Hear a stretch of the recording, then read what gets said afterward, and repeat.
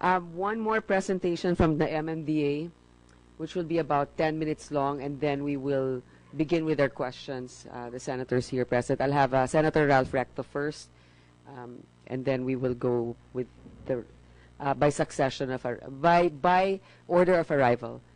MMDA. Thank you, Madam Chair. Allow me to present our brief presentation on the condition of traffic here in Metro Manila. Our presentation is, of course, limited to Metro Manila conditions. And as what you said, Madam Chair, our presentation is data-driven. This is what is found in the roads. This is what the numbers are for us. First and foremost, are the issues. We have been dwelling onto the issues with regard to congestion. This data tells a lot. The nationwide population density of the Philippines is 337 persons per square kilometer. In Metro Manila, it's 20,247 persons per square kilometer. That speaks a lot. And dito po sa Metro Manila, we have a total population of 12.9 million according to the 2015 census. But that is for nighttime. At daytime, it's 14.5 million. That means every day, more than 1 million come in and goes out in the afternoon in Metro Manila. What do they do here in Metro Manila? Nag-aaral po sila dito. Dito sila nag-aaral. Dito ang kanilang kabuhayan. Dito ang kanilang mga trabaho. So this would probably explain yung rush hour traffic po natin. Ganun po kadami ang pumapasok at lumalabas ng Metro Manila on a daily basis. More than 1 million. Second issue po natin is the behavior of drivers. We know for a fact na pag tayo ay nasa loob ng sasakyan, nag-iiba yung ating behavior towards other people. It would be entirely different kung face-to-face tayo. But if we're shielded by the armor of our vehicles, nag-iiba ho ang behavior ng mga drivers po natin dito sa Metro Manila. The third issue is high accident rates. We have a total of 262 accidents per day. Ito lang po yung recorded accidents per day dito sa Metro Manila. Why did we come up with this? Isang aksidente lang po sa daan magkokos ng tremendous traffic. Bakit po nagtatagal at hindi natatanggal agad yung mga nagbungguan sa daan? Is one, hindi ho ino-honor ng ibang, for example, ng insurance ang investigation report na ginawa ng MMDA. It should be a traffic investigator from the Philippine National Police. The investigation report of the MMDA is also not accepted as evidence admissible in court. It should be the report of the Philippine National Police. So what happens? We have to wait. Hindi ho gagalawin ng mga sasakyan until the police investigators come in order to make a sketch and to make a report on the accident. And this would take time because na-traffic na nga yung buong daan, pati yung mga police para pumunta doon ay na-traffic na rin. Now, this is also telling, Madam Chairman, according to a JICA study, because Metro Manila has 636 square kilometers of land area, we should have a road network of around 8,295.7 kilometers. That's the total number, ideal number of road networks in Metro Manila. But what do we have right now? Our total road network is 5,220. So we lack 3,000 kilometers of road here in Metro Manila in order to service the metropolis. And what is 3,000 kilometers? That's the distance between Metro Manila and Tokyo. Ganun po kalaki ang pagkukulang natin sa road network. And of course, this is exacerbated by the high volume of vehicles. We have a total of 2.3 million registered motor vehicles in Metro Manila. And I emphasize the point, registered in Metro Manila. because you correlate that with my earlier slide on the number of people coming in and out of Metro Manila. Hindi lang ho sila pupunta dito na naglalakad. Nakasakay din po sila at yung mga dala nilang mga sasakyan ay probably not registered in Metro Manila. They're probably registered in Cavite, in Antipolo, in Bulacan, and they go to Metro Manila every day. So, yung 2.3 million registered motor vehicles in Metro Manila is illusory. Mas malaki pa po ito kumpara sa data na nakuha po natin sa LTO. So this is more than that, and we have to understand also, Madam Chairman, that car sales has been increasing tremendously. According to projections for this year, car manufacturers are predicting a 30% increase. So by the end of the year, we might be having 3 million registered motor vehicles in Metro Manila. And the total number of registered motor vehicles in Metro Manila is 26% of the entire registered vehicles all over the country. Napakalaki po niyan compared to the area of Metro Manila. And because of that, look at our EDSA traffic.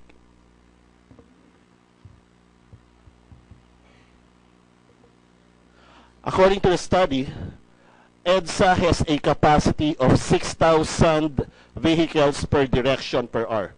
That means yung 6,000 pong vehicle, ilagay nyo lahat sa EDSA, for 1 hour, puno po yung EDSA.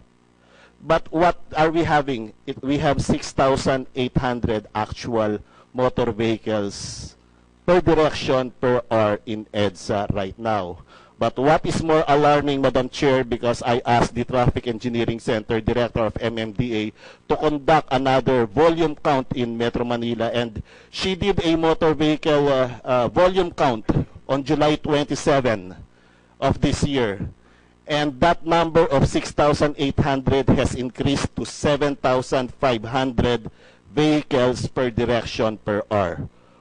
For a capacity of 6,000, according to international standards, traffic standards, you should have an 80% optimum number of vehicles. So 6,000 is already full. So in order for traffic to move, you should only have 5,600 vehicles for EDSA per hour per direction. But right now, last July 27, we recorded 7,500 vehicles per direction per hour in EDSA. For one direction, Madam Chairman. Yes. Per direction. So 1 hour, one direction is 6,000. The other direction is another 6,000 at any given time. So that is the gravity of the traffic congestion in Metro Manila. And of course, the initial steps that we did, and this is along the proposals of the Department of Transportation, is to take away provincial buses along the major streets of Metro Manila, and we have already initiated that by constructing the Southwest Integrated Provincial Terminal. This is the terminal which services provincial buses coming from Cavite and 4 provinces of Batangas. Ito po yung nanggagaling sa Coastal Road. We were not able to catch yung nanggagaling po ng South Luzon Expressway because this is another route, and those provincial buses coming from the NLEX. Ito po yung tatlong major entry points ng Metro Manila. The NLEX, the SLEX, and the Cavitex. We were only able to capture Cavitex with the construction of the Southwest Integrated Provincial Terminal, and the Department of Transportation is now constructing the permanent Southwest Provincial Terminal, which would take the place of our temporary terminal, which the MMDA is now operating. What are the issues and concerns that we have?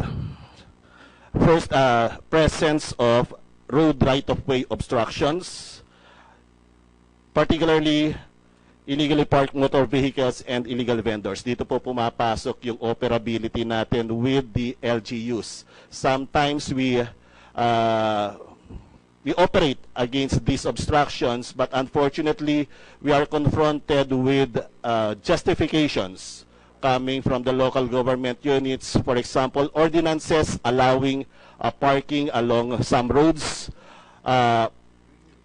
permits granted to vendors to ply their wares along the roads, and these are also, there are so many events like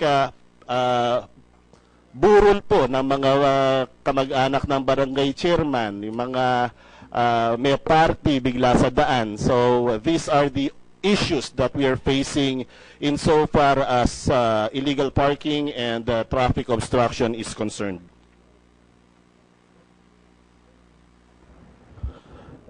As I said, we've launched several programs along this line, one of which is our out-of-line and anti-colorum drive.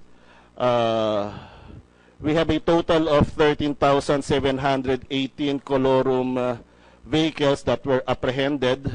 And ano ang problema natin dito is because kayang-kaya nilang tubusin yung mga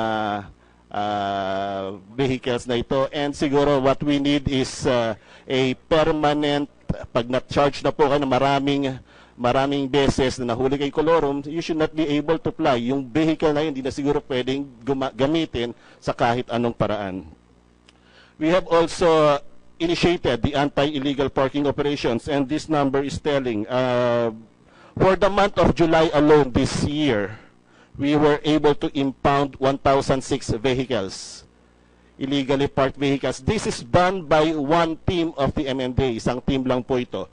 And we issued ticket violations for another 1,500. Ito po yung mga pagdating natin, walang driver, tapos biglang darating, titikitan na lang namin because we are not allowed to impound vehicles that are not abandoned. That means within 5 minutes, the driver appears, we just issue a ticket, we will not impound the vehicle. 2,506 for the month of July by one team is a big number. What more if we have more teams? What more if the local government units would join us in these anti-illegal parking operations? Another success story, Madam Chairman, is our no physical contact traffic apprehension policy. This addresses the behavior of drivers. We would like them to be very worried that although no traffic constable or no HPG is along the road, there are CCTVs watching them. And we are able to apprehend from April 15 to August 9, 2016, a total of 24,762 violations. What is our issue here? Our traffic fines are so low. They range from 150 to 300 pesos that it is even costlier for us to send the summons and the tickets to them than the traffic fines that we receive. Finally, Madam Chairman, in order to alleviate traffic, we have launched our Pasig Ferry system. This is an alternate mode of transport and it is welcomed by everyone. What are the issues that we are facing with our Pasig Ferry system? We have so many passengers, Madam Chairman. We lack the boats, so maybe this is the procurement issue. We cannot promote our Pasig River Ferry because we are afraid that we might be creating a long queue within our Pasig Ferry stations. We just lack the boats. And there is another challenge with regard to our Pasig River Ferry system, Madam Chairman. Once the passengers get out of the boat, they do not have any public utility vehicle for their last mile. They have to walk because our Pasig ferries are located along the Pasig River and there are no public utility vehicles servicing that part of the road. So, Madam Chairman, these are the issues that we are presenting right now in a short briefing coming from MMDA. Thank you, Madam Chairman. That speaks a lot. And dito po sa Metro Manila, we have a total population of 12.9 million. according to the 2015 census, but that is for nighttime. At daytime, it's 14.5 million. That means every day, more than 1 million come in and goes out in the afternoon in Metro Manila. What do they do here in Metro Manila? Nag-aaral po sila dito. Dito sila nag-aaral. Dito ang kanilang kabuhayan. Dito more of our vehicles. Nag-iiba ho ang behavior ng mga drivers po natin dito sa Metro Manila. The third issue is high accident rates. We have a total of 262 accidents per day. Ito lang po yung recorded accidents per day dito sa Metro Manila. Why did we come up with this? Isang aksidente lang po sa daan magkokos ng tremendous traffic. Bakit po nagtatagal at hindi natatanggal agad yung mga Madam Chair, our presentation is data-driven. This is what is found in the roads. This is what the numbers are for us. First and foremost are the issues. We have been dwelling onto the issues with regard to congestion.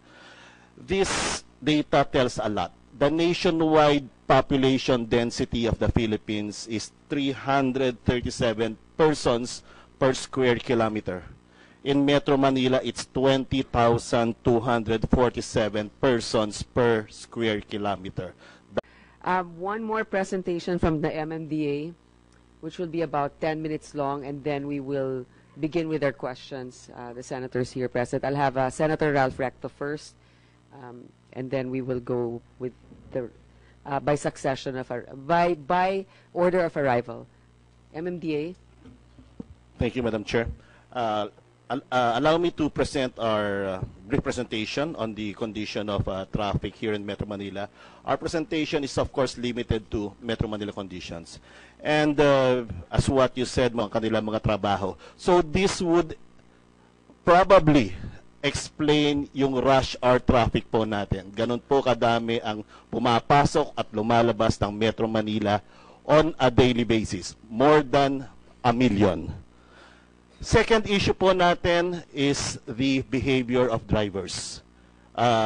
We know for a fact na pag tayo ay nasa loob ng sasakyan, nag-iiba yung ating behavior towards other people. It would be entirely different kung face-to-face tayo. But if we're shielded by the